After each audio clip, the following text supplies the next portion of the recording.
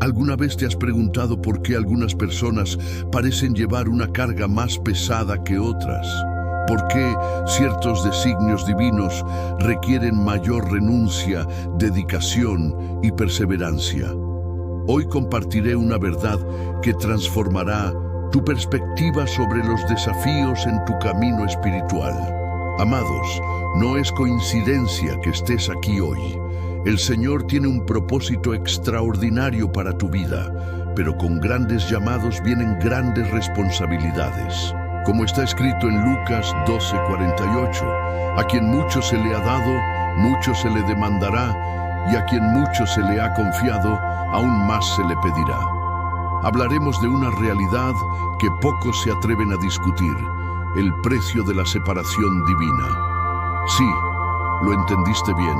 La unción va más allá de bendiciones y victorias. Implica transformación, refinamiento y a menudo caminar por senderos solitarios que muchos no comprenden. Veamos los pilares de la fe en las Escrituras. José soportó la cárcel antes de ser exaltado al trono. David enfrentó persecución antes de sostener el cetro real. Pablo sufrió naufragios, azotes y prisiones para cumplir su apostolado. El Señor no los llamó a una vida de comodidad, sino a una existencia llena de propósito. En este mensaje revelaré 3 principios eternos sobre la naturaleza de la separación divina, verdades que iluminarán tu comprensión de las batallas que enfrentas hoy. Fundamentos que sostendrán tu perseverancia cuando el horizonte parezca oscuro. El primer principio fundamental revela que la separación divina demanda una transformación profunda. Esta jornada de perfeccionamiento conlleva un costo, un precio que trasciende lo común, pero que es esencial para el cumplimiento de los designios celestiales en nuestra existencia. Así como un atleta olímpico no alcanza el podio sin años de entrega total y disciplina, aquellos a quienes el Señor ha separado atraviesan un proceso intenso de desarrollo espiritual. En Jeremías 1:5, el Eterno declara: antes de formarte en el vientre, te conocí. Antes de que nacieras, te aparté y te nombré profeta para las naciones. Esta revelación nos muestra un misterio profundo. La separación divina precede nuestra existencia terrenal, pero la transformación ocurre en el crisol del tiempo. Observa atentamente la vida de Jeremías. Su vocación profética no se manifestó de inmediato. Hubo un período de moldeamiento. Durante esta fase, enfrentó el rechazo de su propia nación, experimentó la soledad del incomprendido, soportó persecuciones y atravesó valles de profunda angustia. ¿Por qué? El Señor estaba forjando en él el carácter necesario para sostener el peso de su misión profética. Malaquías 3:3 ilustra este proceso. Se sentará como refinador y purificador de plata. Purificará a los levitas y los refinará como el oro y la plata. Este refinamiento, aunque doloroso, es indispensable. Cuando el Señor nos coloca en el crisol, su propósito no es destruirnos, sino purificarnos. No es castigarnos, sino perfeccionarnos. El proceso de refinamiento del oro nos enseña valiosas lecciones sobre nuestra transformación espiritual. El orfebre mantiene el metal bajo calor extremo para eliminar las impurezas que emergen a la superficie. De la misma manera, Dios permite circunstancias que revelan nuestras imperfecciones, no para avergonzarnos, sino para purificarnos. Esta transformación opera en diferentes dimensiones. En el ámbito emocional, aprendemos a desarrollar dominio propio y madurez frente a la adversidad. En el área intelectual, cultivamos discernimiento y sabiduría para tomar decisiones alineadas con la voluntad divina. En la dimensión espiritual, profundizamos nuestra intimidad con el Señor a través de las pruebas. Observemos el patrón en las Escrituras. Los siervos más destacados pasaron largos periodos de preparación antes de cumplir su propósito.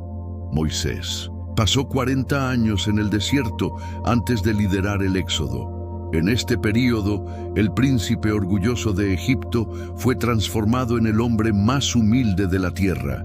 El desierto se convirtió en su escuela de dependencia absoluta de Dios.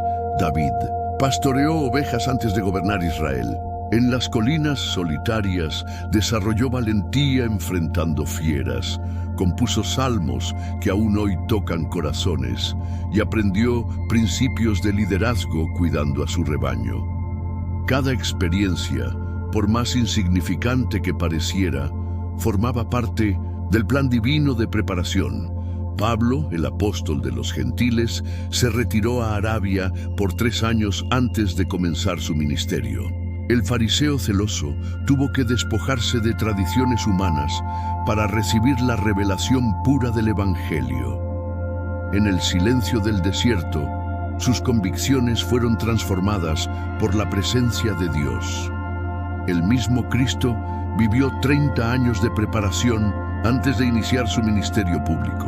El Hijo de Dios, en su humanidad, se sometió al proceso establecido por el Padre. Lucas lo describe así: Jesús crecía en sabiduría, en estatura y en gracia delante de Dios y de los hombres. Lucas 22. El segundo principio revela la magnitud de la responsabilidad ministerial. El Eterno no separa a sus siervos solo para bendecirlos, sino para transformarlos en canales de su gracia. Se trata de servir, de guiar y ayudar a otros en sus caminos espirituales. Como enseña Pablo en Gálatas 6:2, lleven los unos las cargas de los otros y así cumplirán la ley de Cristo. La unción sobre David se manifestó en su valentía para enfrentar a Goliat. La sabiduría otorgada a Salomón se reflejó en su gobierno justo sobre la nación. El manto de Elías exigió valentía para confrontar el paganismo en Israel. Cada don celestial trae consigo una responsabilidad proporcional. Jesucristo, el supremo ejemplo de separación divina, demostró que ser apartado significa servir incondicionalmente, porque ni aún el Hijo del Hombre vino para ser servido, sino para servir y para dar su vida en rescate por muchos. El ministerio sagrado implica disponibilidad cuando otros descansan, vigilancia mientras muchos duermen, abstinencia cuando otros celebran, firmeza cuando algunos titubean. Esta responsabilidad, aunque desafiante, representa un honor sublime, porque a través de ella, el Señor moldea nuestro carácter a la imagen de Cristo. En las Escrituras encontramos un patrón consistente. Aquellos apartados por Dios enfrentaron misiones que parecían superiores a sus capacidades naturales. Moisés, al recibir el llamado de liberar a Israel, cuestionó: ¿quién soy yo para hacer esto? Éxodo 3:11. Gedeón se consideraba el menor de su familia cuando fue llamado a liderar a Israel. Jeremías alegó ser demasiado joven para el ministerio profético. Sin embargo, es precisamente en esta aparente insuficiencia donde la gloria de Dios resplandece con mayor intensidad. Pablo comprendió esta verdad profundamente cuando escribió: pero él me dijo, bástate mi gracia, porque mi poder se perfecciona en la debilidad. Por lo tanto, de buena gana me gloriaré más bien en mis debilidades, para que repose sobre mí el poder de Cristo. La grandeza ministerial no solo se manifiesta en obras extraordinarias, sino principalmente en la transformación interna que produce en quienes han sido llamados. Cuando el Eterno separa a alguien, no solo le asigna una tarea, sino que inicia un proceso de transformación profunda. El ministerio sagrado es, antes que nada, una invitación a la conformidad con Cristo. Esta transformación ocurre en el campo de batalla del servicio. Al dedicarnos a los demás, aprendemos humildad. Al cuidar de otros, desarrollamos compasión. En los desafíos del ministerio, nuestra fe es fortalecida. Así como el hierro se afila con hierro, el contacto con las necesidades de los demás nos moldea y refina.